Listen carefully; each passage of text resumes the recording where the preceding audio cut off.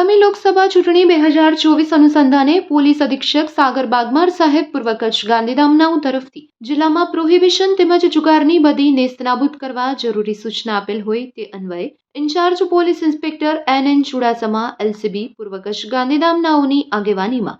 LCBની team Gandhidham વિસ્તારમાં પેટ્રોલિંગમાં હતી તે દરમિયાન મળેલ બાતમી હકીકત આધારે ઉષા પેટ્રોલ પંપની બાજુમાં વસ્તાભાઈની વાડી